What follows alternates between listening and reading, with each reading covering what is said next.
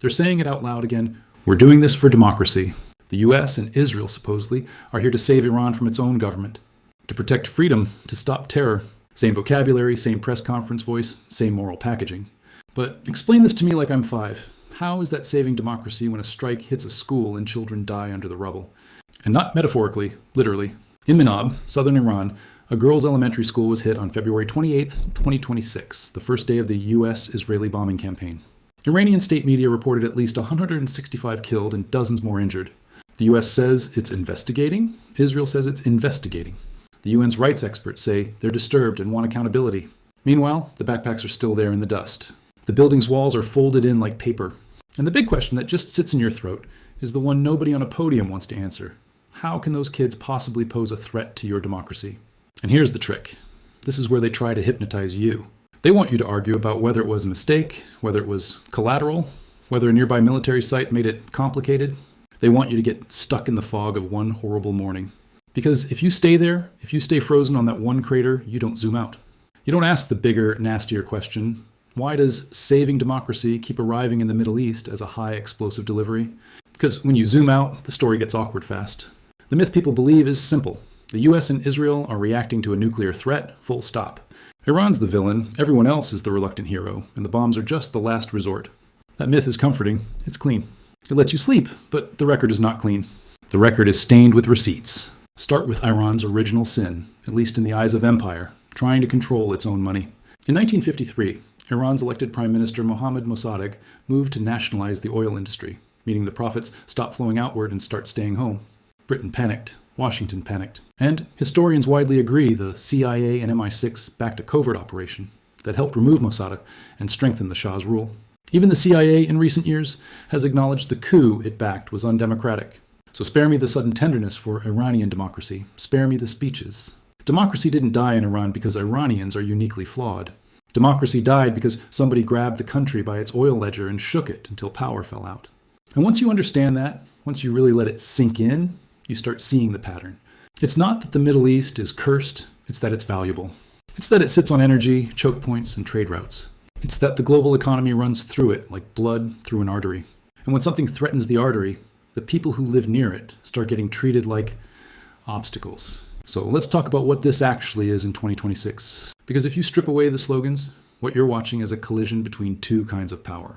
Iran's power, which is regional, missiles, armed allies, pressure on shipping lanes, disruption. And US power, which is global, dollars, sanctions, banking access, insurance markets, weapon supply chains. Israel's power sits right at the intersection, a military edge in the region and deep integration with the American security and political system. And that's why attacking Iran isn't just a military act. It's a financial act. It's a message sent through the world's nervous system. If you've never thought about war in terms of banks, here's the simple version. Modern states don't just fight with jets. They fight with access to the dollar, access to clearing payments, access to shipping insurance, access to spare parts, access to credit, access to selling what they have, mostly oil, and buying what they need. And the US has the biggest access switch in the world, not because it's morally superior, because the dollar system is still the main highway of global trade. Cut a country off from the highway and you don't need to invade it to hurt it. You can make it suffocate from the inside. That's why the SWIFT move in 2012 mattered. SWIFT is basically the messaging network banks use to move money across borders. When SWIFT said it would disconnect Iranian banks blacklisted by the EU after regulators ordered it, SWIFT itself called it extraordinary and unprecedented. That was a missile strike. That was financial amputation. It's hard to import medicine if your banks can't talk to other banks. It's hard to sell oil if buyers can't pay you cleanly. It's hard to run a country when your currency is bleeding and you can't plug it. Now bring in the nuclear file, because this is where the money story and the war story fuse into one. The 2015 nuclear deal, the JCPOA, wasn't just about uranium. It was about sanctions relief. It was about Iran re-entering the legitimate global economy.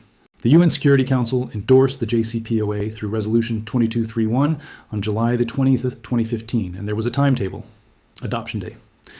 In October 2015, Implementation Day in January 2016, after the IAEA confirmed Iran took specific steps. That's the point. Verification was linked to economic normalization. The deal was, in practice, a controlled reopening of the financial oxygen tank. Then the US withdrew in 2018 and reimposed sanctions, maximum pressure. That's not a conspiracy. That's literally how it was sold publicly by the administration at the time. And you can argue whether that was justified or not, but you can't pretend it was subtle. It was designed to make Iran's economy scream until its leaders bent. So here's the uncomfortable reality. When diplomacy breaks, the financial siege intensifies. When the financial siege intensifies, Iran looks for leverage. When Iran looks for leverage, the nuclear program becomes leverage again, and so do missiles, and so do proxies, and so does Hormuz. And then the whole machine starts humming louder, because each side now claims it's reacting, like nobody ever chooses anything, like history is just weather. And in the middle of that machine, civilians get crushed. The Manab school strike is already being described as one of the deadliest single incidents for children in this current campaign, with international outrage and calls for an investigation. But notice the language that always shows up right after. We didn't intend it. We're reviewing. We take civilian harm seriously. And maybe they're telling the truth about intent. Maybe, but intent doesn't unkill children. Intent doesn't rebuild a classroom. Intent doesn't put a mother's brain back together when she's identifying her kid by what's left of a backpack. And the reason this keeps happening isn't that everyone is uniquely evil. It's that the incentives don't punish it hard enough to stop. Because the war machine is not just ideology. It's procurement, it's contracts. It's replenishment, it's political funding. It's jobs back home. It's 1,000 invisible paychecks that depend on the world staying unsafe enough to justify the next shipment. Look at the relationship between the US and Israel in plain numbers, not the numbers that get shouted at rallies, the boring budget numbers. The Congressional Research Service tracks U.S. aid to Israel and shows the long-running structure of military financing and missile defense support. Israel has received billions in U.S. military aid for decades. The standard baseline in recent years has often been around $3.8 billion annually, with spikes tied to conflict and supplemental funding. This isn't charity, this is strategy, yes, but it's also an ecosystem. Money appropriated in Washington becomes equipment, training, maintenance, and replacement cycles. And those cycles create their own gravity. And while we're talking about gravity, let's not pretend lobbying is a ghost story. It's legal, it's open. It's reported pro-Israel lobbying networks and aligned PAC spending have become a visible force in U.S. congressional politics. And recent reporting has highlighted how national PASI money, AI PAC among them, floods specific races. Again, that doesn't mean every decision is bought. It means the political cost of dissent is engineered. It means the incentive landscape is real. It means some positions are safer to hold than others if you like keeping your job. Now add the oil choke point, because this is where the finance story turns into a global hostage situation. The Strait of Hormuz isn't a talking point. It's a physical bottleneck. The U.S. Energy Information Administration has called Hormuz one of the world's most important oil choke points, noting that flows through it in 2023 were more than 1/4 of global seaborne traded oil, and around 1/5 of global LNG trade also transited there. So when a U.S.-Israel-Iran conflict heats up, markets don't wait for morality. They price risk, insurers raise war risk premiums, shipping reroutes, energy prices jump, and ordinary people who have never heard the name Manab in their lives, start paying for it in 100 tiny ways. And yes, Israel's security logic is also real in its own terms. Iran has backed armed groups across the region. Iran has fired missiles and drones. Israel has taken hits. Israel's leaders look at a nuclear-capable Iran as an existential nightmare. That fear is not imaginary. But here's what's also real. Fear is an industry. Fear has vendors. Fear has line items. Fear gets you votes. Fear gets you emergency powers. Fear gets you temporary measures that somehow never expire.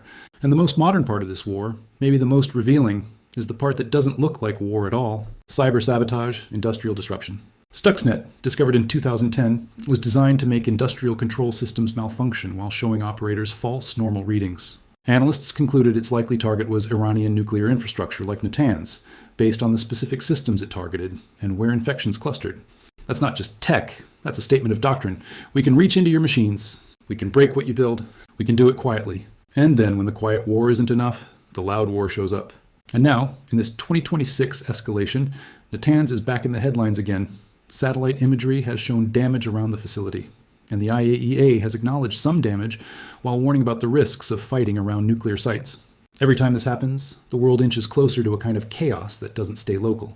So let's circle back to your line, because it's the right question, even if it makes people uncomfortable.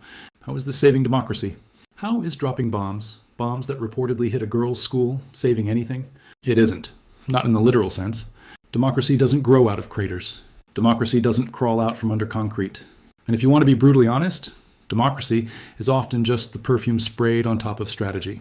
The strategy is prevent Iran from becoming untouchable, prevent Iran from dominating the Gulf, prevent Iran from setting the terms of regional security, prevent Iran from rewriting the rules of trade and deterrence, and, just as important, prevent the global system from learning it can route around the US-led financial order without consequences. Because once countries believe they can survive outside the dollar sanctions architecture, once they believe they can trade oil, insure ships, clear payments, and fund militaries without touching the Western system, then Washington's quiet weapon gets dull. And a dull, quiet weapon pushes people toward louder tools. Toward jets, toward bunker busters, toward shock and awe vocabulary that never really went away. It just got new fonts. If you're here for this kind of uncomfortable accounting, this kind of follow the money, follow the incentives, follow the words versus the results, go ahead and subscribe. Not because it's a community, because the next time you hear "we had no choice," you'll want the receipts ready. And I want you to picture the final consequence, because it's always the same and it's always ignored. A school becomes rubble, a family becomes paperwork, a country becomes a sanction target, a region becomes an insurance problem, and somewhere far away, someone in a suit calls it stability. Someone calls it deterrence. Someone calls it defending democracy. And the dead kids can't call it anything at all. That's the hidden truth of this whole thing. The people who sell wars rarely have to live in the world the war creates. The rest of us do. And when the story is, we're saving them, but the evidence looks like Manab, maybe the real mission isn't salvation. Maybe it's control. And control doesn't care how old you are when the ceiling comes down.